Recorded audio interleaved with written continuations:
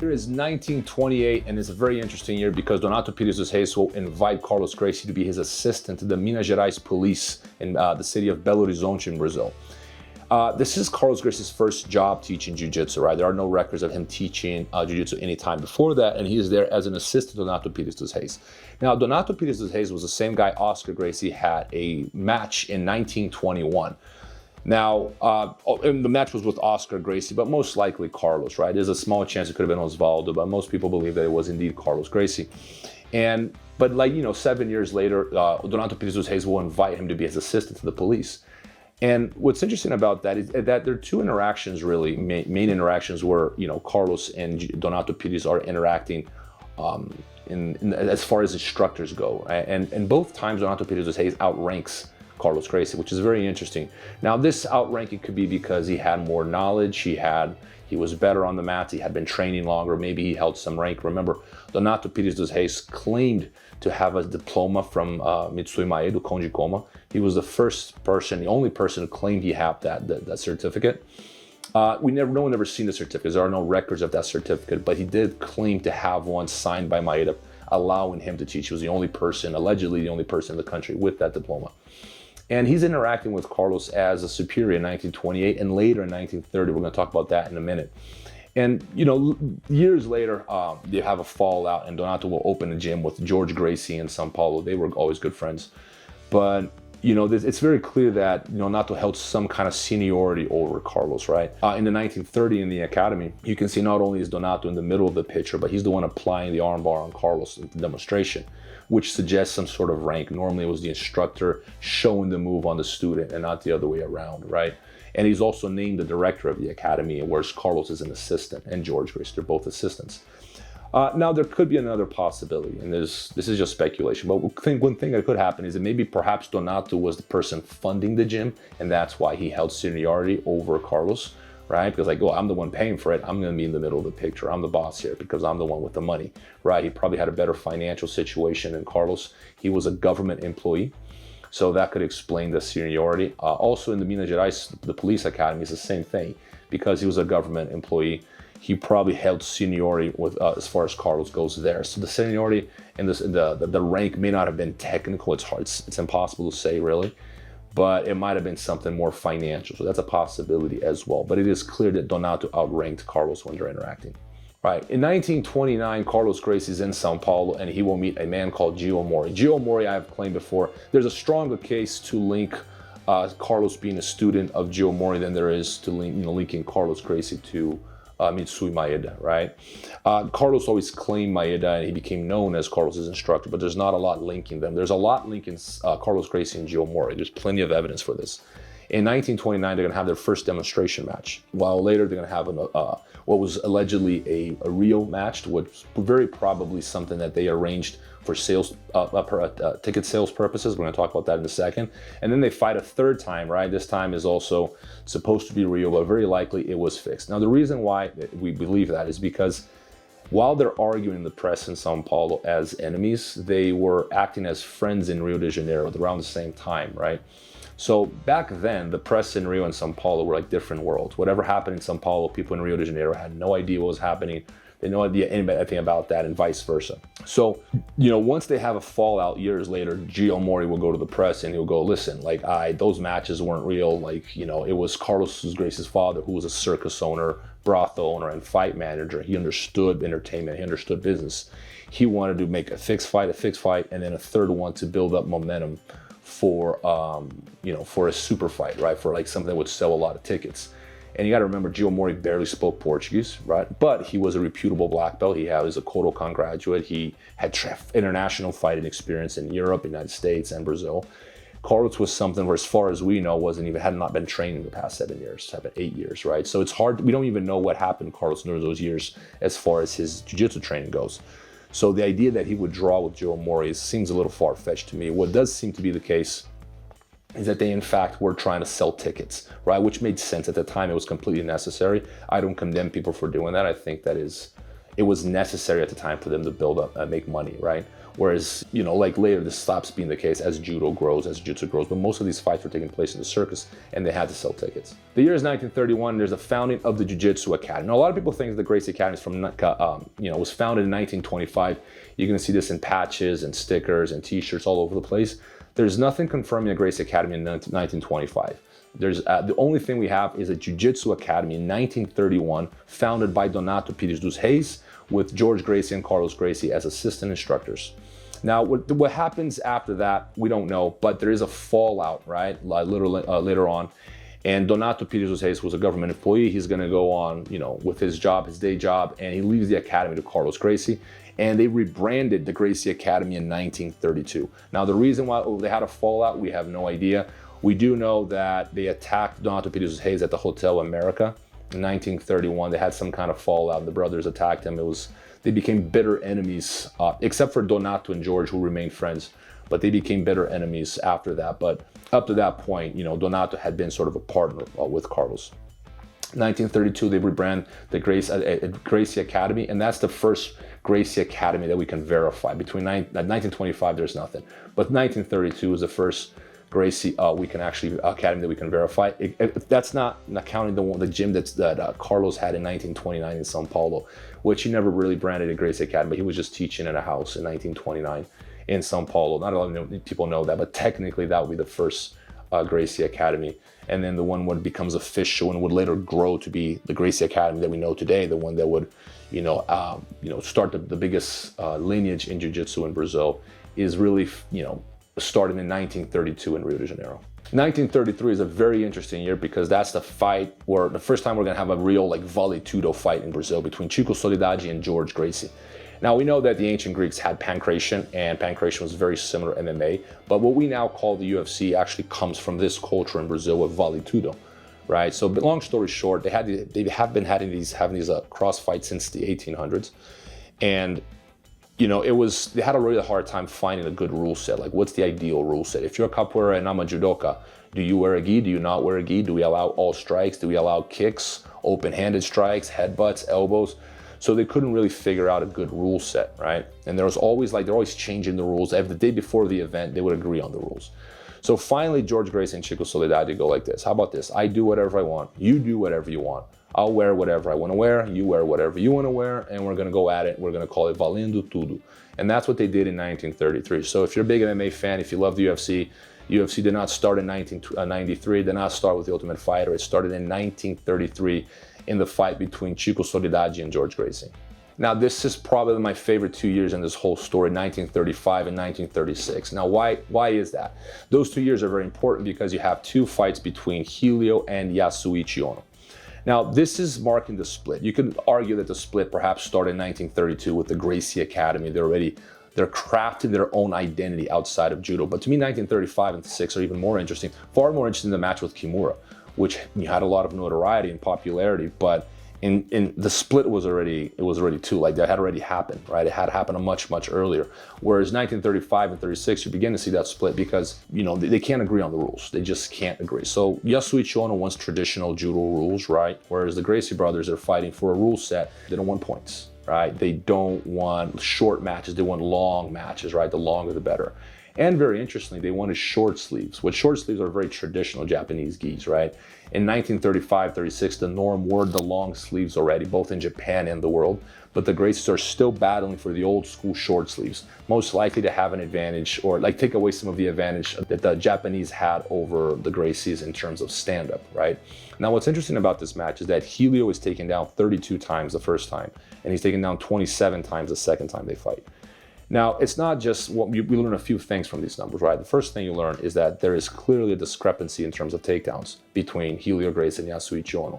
32 takedowns, right? That's very significant. But the other thing you notice is that Helio Gracie is clearly trying to stand up, right? How do you get taken down 32 times in a match unless you were trying to fight on your feet? Oh, you're not pulling guard, A, and when you hit the ground, you're perfectly willing to go back to your feet instead of staying on the ground.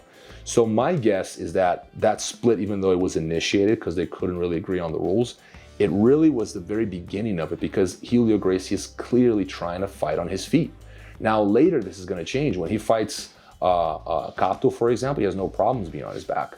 But in 1935 and 36, he's still trying to keep it on his feet, which suggests to me that in fact, they were just judokas, but they're not really agreeing with the rule set anymore. And that's when they start going in different directions. That's why 1935 and 36 are so interesting.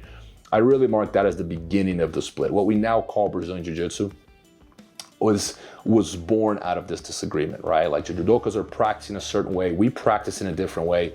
And they were so good at marketing, they were so relentless about it. Like they crafted like a whole new, niche out of judo, right? And now we call it Brazilian Jiu Jitsu, and I'm thankful for it because as much as I respect judo, I love Brazilian Jiu Jitsu as it is. I love the ground. But it was that disagreement that led to what we now call Brazilian Jiu Jitsu. All right, now we're going to 1951. So you start seeing these gaps in Jiu Jitsu in Brazil. And the truth is, they were outshined by judo. Judo was very popular. It was like, it was on its way to become an Olympic sport. It wasn't yet. But, and you can see that there's an effort there to be in the press and have these matches, and things are happening, but there's not a lot happening. The major events are, they're spread out, right? They're not as popular as judo, not even close, in fact. And this is going to be the theme for most of the 20th century. But 1951 is interesting because Kimura was visiting Brazil and Helio Gracie challenged him. Now, for a judoka like Kimura, and he was a judoka, it was laughable that he would fight some Brazilian guy he had never heard of. It wasn't even, right? Like, who is this guy? Like, it's understandable. Like, champion of the world is walking in, some gym and like some guy who you never heard of is challenging you to a fight. Like, that's not unreasonable for the champion to say no. But Helio was so insistent, and they were known in the press, so they had reputation. So they were getting so much notoriety in the press that eventually said, you know what, fight our junior Kato. Kato was not a vice champion of the world like has been said. He was the youngest one in the troop. I believe he was like something like 18. Don't quote me on it. I can't remember his exact age, but he was very young, and he had no major accomplishments. He was not an elite judoka. But they have him fight Helio first time, and Helio, they draw, and they fight a second time, and this time Helio chokes him. So after choking him, obviously the Japanese community is very disappointed because there's a nationalistic rivalry there too, right? The Japanese immigrants versus, the Gracies, and representing Brazil. And they were very disappointed, so Kimura takes up the fight, and he goes and decides to fight Helio. This is in the Maracanã, the biggest stadium in Brazil. It's huge. The president's there. It's a huge event. The press was there. It's arguably the greatest moment for the Gracie family, other than Royce Gracie in '93, right? That was probably their greatest moment in the sun. And Kimura was just superior. He was heavier than Helio, not as heavy as people claim he was, but he was definitely heavier than Helio. And he was all over Helio. Like, Helio didn't stand a chance, but he did survive for a long time. And eventually he gets caught in a Kimura, like, udegarami is the name of the move, but Kimura is how we call it today, because of Kimura. And Carlos jumps on the mats and pushes Kimura off his brother, and that's the end of the fight, right? And that became sort of like a moral victory to the Gracie because they fought a great champion, and Helio did better than people thought he was, right? Because he was supposed to get tapped in the first round, he actually makes it to the second round. Now, I've heard both, Kimura was playing with Helio. I don't believe that. I don't think Kimura was playing with Helio. I think Helio had very good defense, and Kimura was having a hard time grappling with someone that was more worried about not getting tapped than he was about winning, right? Like competitive judo, you open up. If you want to attack, you have to expose yourself. But if you only defend yourself, it's very difficult to beat someone who's only defending themselves. So I think Helio's mindset is, I'm going to try to survive as long as I can, and I'll count that as a win. And I don't think Kimura was taking it easier on Helio. I think he just really couldn't tap him. He finally did, but I think he couldn't tap Helio right away. I don't believe that a guy like Kimura would just play with him for no reason. If he had the opportunity to tap Helio in the first minute, I think 1,000% he would have. He couldn't. Helio probably had really good defense. And this is attested to in his match against Yasuichi Ono. Yasuichi Ono takes him down 32 times and then 27, but he couldn't put him away. He couldn't finish Helio, which was the whole point. They had long matches because it was like, let's see who's going to finish who. And Yasuichi Ono could not finish Helio. So to me, Helio probably really did have exceptional defense, but he was not fighting to win. He was fighting for a draw. And the longer that match dragged on for, the better for Helio, the better it made him look. And in some ways that did, put Helio's name out there because no one was expecting him to last that long against Kimura, who was not only a champion, but was also much heavier than Helio. All right, so the year is 1954, and this is the first time we're gonna have a jiu-jitsu rule set that resembles what we now call the IBJJF rule set. It was 1 point for position, but you were being rewarded for points like, passing the guard, like mount, like the back, right? So you can see the architecture there is the same one we still use today, and that's used in 1954 in an in-house tournament at the Gracie Academy. It's very important because that's a second moment in the split there. So in 1935, 36, they're not agreeing on the rule set, but they don't necessarily have something to replace judo with. But in 1954, you see that they have a rule set and they're going, we're not doing what you guys are doing. We're going to practice under a different rule set. So that's a second step along the split between judo and what we now call Brazilian Jiu Jitsu. 1954 in-house tournament in the Gracie Academy. 1967 is a very important year because they found the Guanabara Federation. So they're copying judo. They don't want to be judo. They don't want to be like judo. They want to be different, but they want to borrow whatever is working. So they create a ranking system. They have a federation. They're organizing tournaments. And the model, right, like the paradigm is judo. They're trying to copy as much as they can, but under a different rule set. So pulling guard is okay. Much of the curriculum in the Gracie Academy is self-defense oriented. It's important to remember that. Like sport has not taken over then. They had the tournaments, but it was very self-defense oriented, and they were just practicing in a different way than judokas were. It became less and less stand-up oriented, even though at this moment they're still very stand-up oriented. You can see footage of them practicing in the 50s, 60s, and a lot of what they practice, even their movement, is very judo-like, right? I think the transition to what we now call Brazilian Jiu Jitsu was a process. It didn't happen overnight. It really starts in judo and becomes more and more different from judo over the years, not only technically, but also culturally. 1991, this is when people in Brazil that were not familiar with Jiu-Jitsu and Vale Tudo started becoming familiar with Jiu-Jitsu. There's a challenge between Jiu-Jitsu and LUTA LIVRE in 91, and it's interesting because they were on a major TV network in Brazil. Like Globo was like the biggest TV station in Brazil. And this is on national television. And these guys are, and the Vale Tudo was like with no gloves and headbutts. It was full on. He was far more violent than the UFC, and they have 3 fights. And Jiu-Jitsu representatives defeat the LUTA LIVRE representatives 3-0. It's a huge moment. That's when people start reading about it. And it's sort of like kind of brought Jiu-Jitsu to the limelight in Brazil for a minute there. But nothing compared to what was going to happen 2 years later. So 1993, from now onwards, many people are familiar with this story. Royce Gracie debuts in the UFC. Rorion Gracie with a brilliant idea. He says, you know what, we know what we have. We have an incredible martial art. We know how to fight. We can beat these guys, but we need a platform. Because when we say that we can beat most martial artists, no one believes us. And we can dojo storm and keep having all these challenges in a garage, but we're not getting the notoriety we need. We need a bigger platform. We need to prove to the world that we have the most efficient martial art in the world. So what do? They create the UFC. The UFC is going to be the platform for Royce Gracie to prove himself. Like, we're going to have to challenge all these guys, all these different martial artists, and we're going to find out who has the most efficient martial art. Now, a number of things could be said about the 93 UFC, but no one could say that it wasn't one of the most important moments in the history of martial arts. In my book, I argue that it is the second greatest revolution in the history of martial arts. The first being Jigoro Kano's founding of judo, right? And the second being Royce Gracie in the UFC in 93. I think there's before and after the UFC. There's martial arts before the UFC was very Hollywood oriented. You got to remember the perception people had of fighting was something out of a kung fu movie. And most people believe that that was real fighting, right? It wasn't until the UFC came about that people go, oh, okay, so these wrestlers can actually really fight. Because wrestlers weren't even considered martial artists before. No one thought that they, could hold their own. And they turned out to be the most successful of all styles, more than jiu-jitsu, in fact. So there's a lot more to fighting that people did not realize up to Royce Gracie in the UFC. So the UFC did, it gave people a glimpse of reality. This is what's going to happen in a real fight. Not what you see in pro wrestling, not what you see in a Bruce Lee or Van Damme movie, but this is what an actual fight looks like. And we have the UFC to thank for that. We have Rorion Gracie to thank for that. And we have Royce Gracie to thank for that. A year later, 1994, the founding of the Confederação Brasileira de Jiu-Jitsu, CBJJ, later rebranded IBJJF. We don't think much of these events because we are living them, but like 100 years from now, we still have Jiu-Jitsu. Hopefully we still do. We will be remembering 94 as one of the most important years, if not the most important year in the history of the sport, because the platform for growth was created. The recipe was the winning recipe. We had an incredible story prior to IBJJF, like everything from Carlos Gracie to Helio Gracie to Carlson Gracie.